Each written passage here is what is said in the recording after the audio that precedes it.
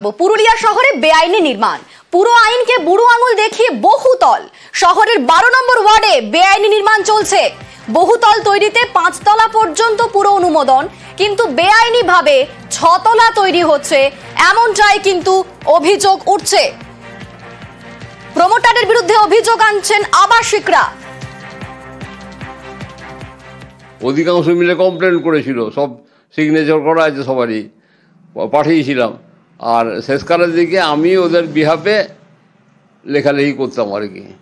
লাভ হয়েছে কোনো এই বেআইনি নির্মাণ নিয়ে কোনো লাভ হয়েছে? না, কেউ লাভ হয়নি। আমি তো চিফ মিনিস্টারের চিঠি লিখেছিলাম, তাদের লিখেছিলাম যে এখানে যতগুলো ফ্ল্যাট হয়েছে সমস্ত ফ্ল্যাট বেআইনি হয়েছে। একটাও যে ওয়েস্ট বেঙ্গল গভর্নমেন্ট যে বিল্ডিং অ্যাক্ট এবং রুল করেছে, মিউনিসিপ্যালিটি অ্যাক্ট, হ্যাঁ, বিল্ডিং রুল অ্যাক্ট করেছে ওয়েস্ট বেঙ্গলের, তো সেটাকে গ্রাহ্যের মধ্যে আনেনি গো।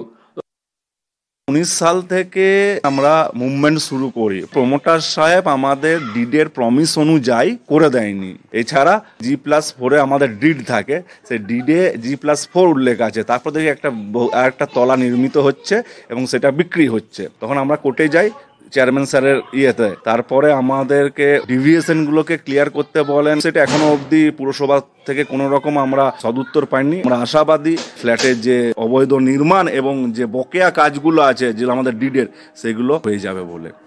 আমাদের সঙ্গে রয়েছেন প্রতিনিধি ইন্দ্রজিৎ মণ্ডল। ইন্দ্রজিৎ, যেখানে পুরো অনুমোদন রয়েছে 5 তলা পর্যন্ত বিল্ডিং তৈরি করা যাবে, সেখানে প্রমোটার কিভাবে 6 তলা বিল্ডিং তৈরি করছেন? দেখো অনিন্দিতা, এখানেই সমস্যা। তার কারণ অনুমোদন নেওয়া হয় 5 তলার জন্য এবং পরবর্তীকালে 5 তলা করে দেওয়া হয় এবং পৌরসভা একটি ডোনেশন নেয় বা ফাইন নিয়ে সেই অনুমোদন দেয়।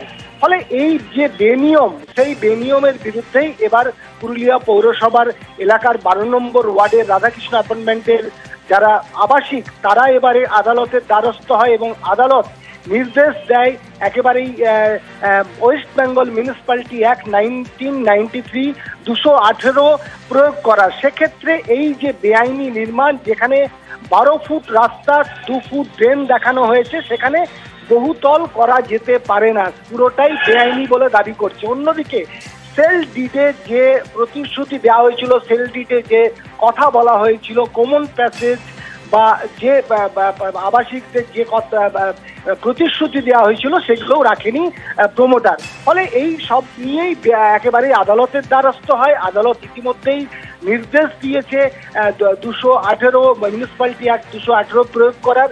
সেক্ষেত্রে এই বহুতলের যে বেআইনি নির্মাণ, সেটা ভাঙা হবে বা সেটা কি হবে তা পরবর্তীকালে জানা যাবে। তবে আদালতের নির্দেশ ইতিমধ্যেই নড়ে চড়ে বসেছে, বিষয়টি পুরোটাই তবে এইদিকে প্রমোটার এই বিষয়ে কিছু জানেনি বলে জানিয়েছে। তবে পুরো পুরুলিয়া শহরে যে বেআইনি নির্মাণ হচ্ছে, একের পর এক অনুমোদন না নিয়ে বেআইনি নির্মাণ হচ্ছে, তার পক্ষে একটি পদক্ষেপ দেখা গেছে এবং আগামী দিনে পৌরসভা কতটা সতর্ক থাকে সেদিকে সাধারণ মানুষ চেয়ে রয়েছে। অনিন্দিতা, বেশ ধন্যবাদ। আর পুরসভার পক্ষ থেকে কি বলা হচ্ছে শোনাবো। 2016 সালে অনুমোদন পাই G+4, 5th ফ্লোর করেন ডেভিয়েশন করে। সেই সময় 2019 সালে যা পৌরসভার নিয়ম অনুযায়ী সেই 5th ফ্লোর হয়। আবাসিকদের সাথে ওখানকার ডেভেলপার মিস্টার শর্মা একটা বচসা বাঁধে, বিবাদ মামলা হয়, হিয়ারিং হয়, অবশেষে হাইকোর্টে মামলাটা যায়। বিল্ডিং স্যাংশন হয় রাস্তার উপর ডিপেন্ড করে। মহামান্য হাইকোর্ট তিনি বলেছেন পৌরসভাকে যে আপনারা অফিসিয়ালিভাবে মেজারমেন্ট করে রিপোর্ট পাঠান 14 দিনের মধ্যে। ওখানে ওই রাস্তা মেজারমেন্ট হবে। এই মুহূর্তে 5th ফ্লোর ভাঙা নির্দেশ বা যে ধরনের খবর রটছে, এই ধরনের কোনো অর্ডার কিন্তু আসেনি। আর অভিযুক্ত প্রমোটার তিনি কি বলছেন, তার বক্তব্য শুনুন। কোর্টের দিক থেকে আমাদের কাছে কোনো নির্দেশ আসেনি। আর আপনি অ্যাপার্টমেন্টের গল্প যে বলছেন, সেটা আমাদের সঠিকভাবে বানানো আছে।